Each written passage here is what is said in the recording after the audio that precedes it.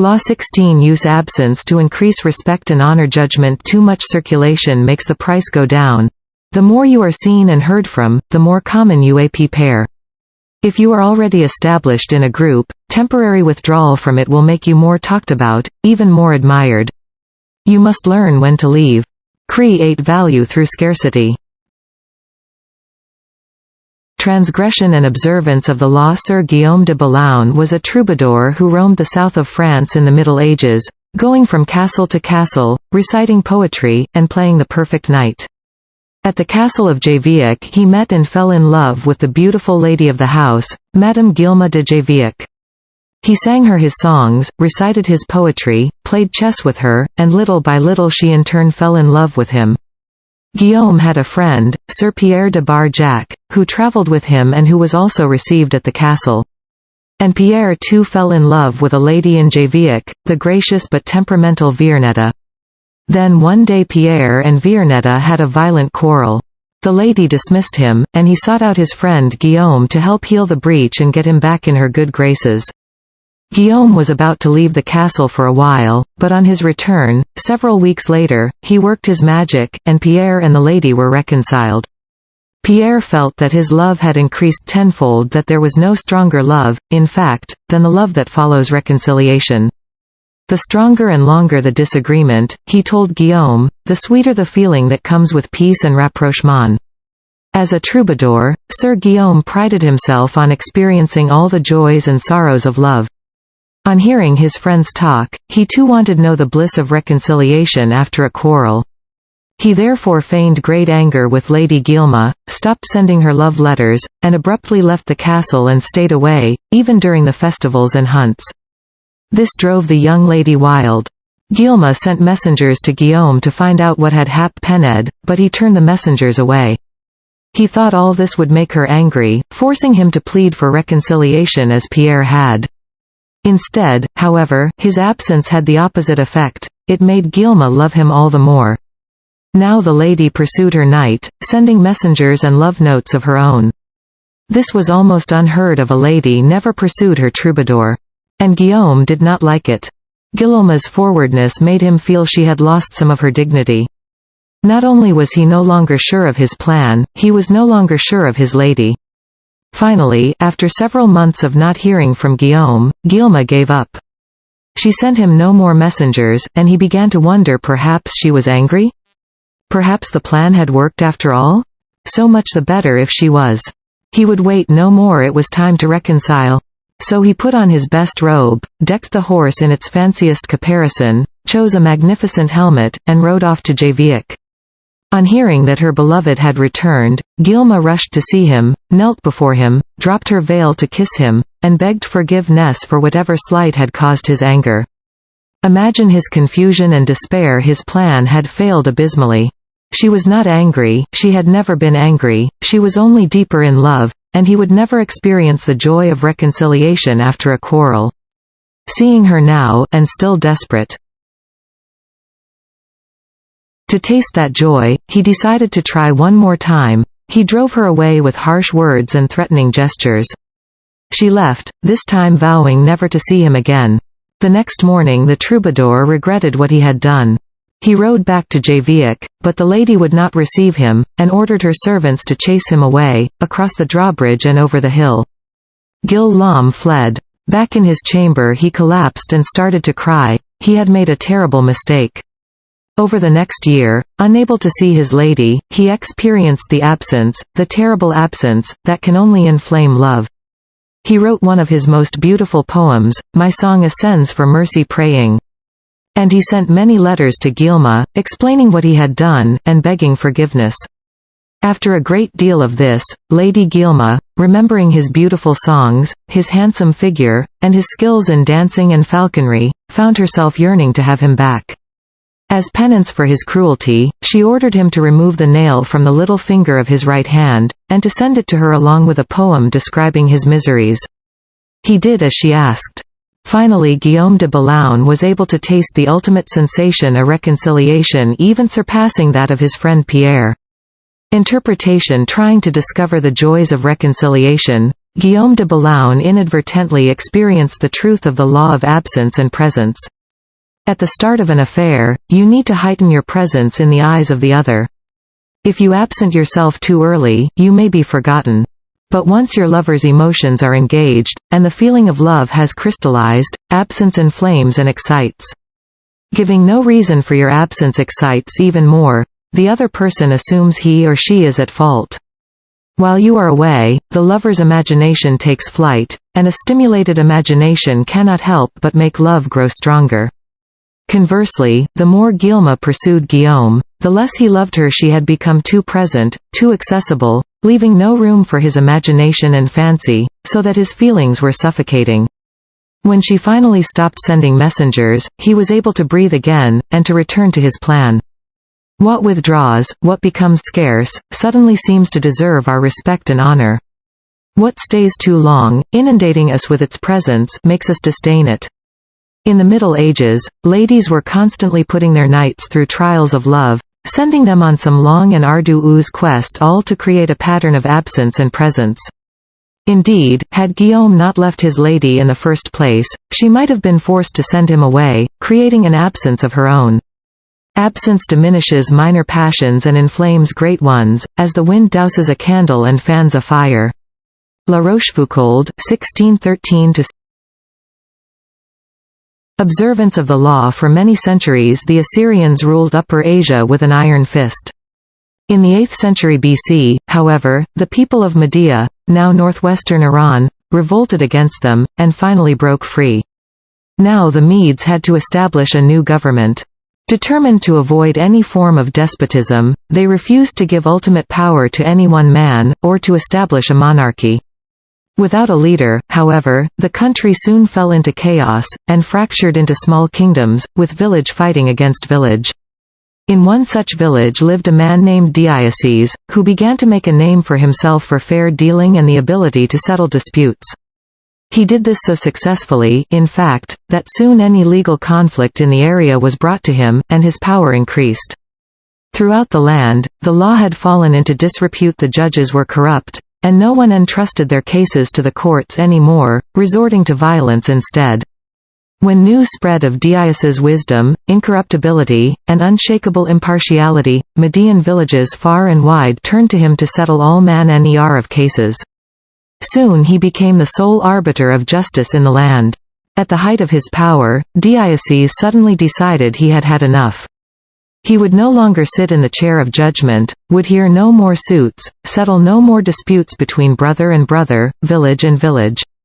Complaining that he was spending so much time dealing with other people's problems that he had neglected his own affairs, he retired. The country once again descended into chaos. With the sudden withdrawal of a powerful arbiter like Deioces, crime increased, and contempt for the law was never greater. The Medes held a meeting of all the villages to decide how to get out of their predicament. "We cannot continue to live in this country under these conditions," said one tribal leader. "Let us appoint of our number to rule so that we can live under orderly government, rather than losing our homes altogether in the present chaos." And so, despite all that the Medes had suffered under the Assyrian despotism, they decided to set up a monarchy and name a king. And the man they most wanted to rule, of course, was the fair-minded Deioces. He was hard to convince, for he wanted nothing more to do with the villages in fighting and bickering, but the Medes begged and pleaded. Without him the country had descended into a state of lawlessness. Deioces finally agreed. Yet he also imposed conditions. An enormous palace was to be constructed for him, he was to be provided with bodyguards, and a capital city was to be built from which he could rule. All of this was done, and Deioces settled into his palace. In the center of the capital, the palace was surrounded by walls, and completely inaccessible to ordinary people. Deioces then established the terms of his rule. Admission to his presence was forbidden. Communication with the king was only possible through messengers. No one in the royal court could see him more than once a week, and then only by permission. Deioces ruled for 53 years, extended the Median Empire, and established the foundation for what would later be the Persian Empire, under his great-great-grandson Cyrus. During Deioces' reign, the people's Respect for him gradually turned into a form of worship. He was not a mere mortal, they believed, but the son of a god. Interpretation: Deioces was a man of great ambition. He determined early on that the country needed a strong ruler, and that he was the man for the job. In a land plagued with anarchy, the most powerful man is the judge and arbiter. So Deioces began his career by making his reputation as a man of impeccable fairness. At the height of his power as a judge, however, Deioces realized the truth of the law of absence and presence. By serving so many clients, he had become too noticeable, too available, and had lost the respect he had earlier enjoyed. People were taking his services for granted. The only way to regain the veneration and power he wanted was to withdraw completely, and let the Medes taste what life was like without him. As he expected, they came begging for him to rule. Once Deioces had discovered the truth of this law, he carried it to its ultimate realization. In the palace his people had built for him, none could see him except a few courtiers, and those only rarely. As Herodotus wrote, there was a risk that if they saw him habitually, it might lead to jealousy and resentment, and plots would follow. But if nobody saw him, the legend would grow that he was a being of a different order from mere men. A man said to a dervish, "Why do I not see you more often?" The dervish replied, "Because the words, 'Why have you not been to see me?' are sweeter to my ear than the words, 'Why have you come again?'" Mullah Jami, quoted in Idries Shah's Caravan of Dreams, 1968. Keys to power: everything in the world depends on absence and presence. A strong presence will draw power and attention to you. You shine more brightly than those around you. But a point is inevitably reached where too much presence creates the opposite effect. The more you are seen and heard from, the more your value degrades. You become a habit. No matter how hard you try to be different, subtly, without your knowing why, people respect you less and less. At the right moment you must learn to withdraw yourself before they unconsciously push you away. It is a game of hide and seek. The truth of this law can most easily be appreciated in matters of love and seduction. In the beginning stages of an affair, the lover's absence stimulates your imagination, forming a sort of aura around him or her. But this aura fades when you know too much, when your imagination no longer has room to roam. The loved one becomes a person like anyone else, a person whose presence is taken for granted. This is why the 17th-century French courtesan Ninon de l'Enclos advised constant feints at withdrawal from one's lover. "Love never dies of starvation," she wrote, "but often of indigestion." The moment you allow yourself to be treated like anyone else, it is too late. You are swallowed and digested. To prevent this you need to starve the other person of your presence. Force their respect by threatening them with the possibility that they will lose you for good. Create a pattern of presence and absence. Once you die, everything about you will seem different. You will be surrounded by an instant aura of respect. People will remember their criticisms of you, their arguments with you, and will be filled with regret and guilt. They are missing a presence that will never return. But you do not have to wait until you die. By completely withdrawing for a while, you create a kind of death before death. And when you come back, it will be as if you had come back from the dead. An air of resurrection will cling to you, and people will be relieved at your return. This is how Deioces made himself king. Napoleon was recognizing the law of absence and presence when he said, "If I am often seen at the theater, people will cease to notice me." Today, in a world inundated with presence through the flood of images, the game of withdrawal is all the more powerful. We rarely know when to withdraw anymore, and nothing seems private, so we are awed by anyone who is able to disappear by choice. Novelists J.D. Salinger and Thomas Pynchon have created cult-like followings by knowing when to disappear. Another, more everyday side of this law, but one that demonstrates its truth even further, is the law of scarcity in the science of economics. By withdrawing something from the market, you create instant value. In 17th-century Holland, the upper classes wanted to make the tulip more than just a beautiful flower. They wanted it to be a kind of status symbol. Making the flower scarce, indeed almost impossible to obtain, they sparked what was later called tulipomania. A single flower was now worth more than its weight in gold. In our own century, similarly, the art dealer Joseph Duveen insisted on making the paintings he sold as scarce and rare as possible. To keep their prices elevated and their status high, he bought up whole collections and stored them in his basement. The paintings that he sold became more than just paintings, they were fetish objects, their value increased by their rarity. "You can get all the pictures you want at $50,000 a piece, that's easy," he once said. But to get pictures at $250,000 a piece, that wants doing. Image. The sun. It can only be appreciated by its absence. The longer the days of rain, the more the sun is craved. But too many hot days and the sun overwhelms. Learn to keep yourself obscure and make people demand your return.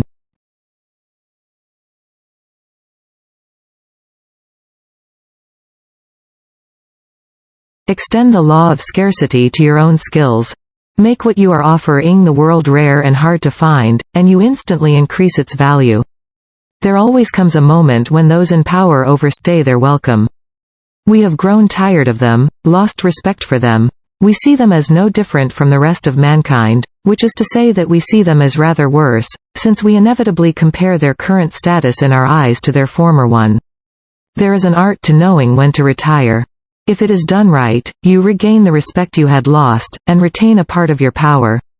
The greatest ruler of the 16th century was Charles V, King of Spain, Habsburg Emperor. He governed an empire that at one point included much of Europe and the New World.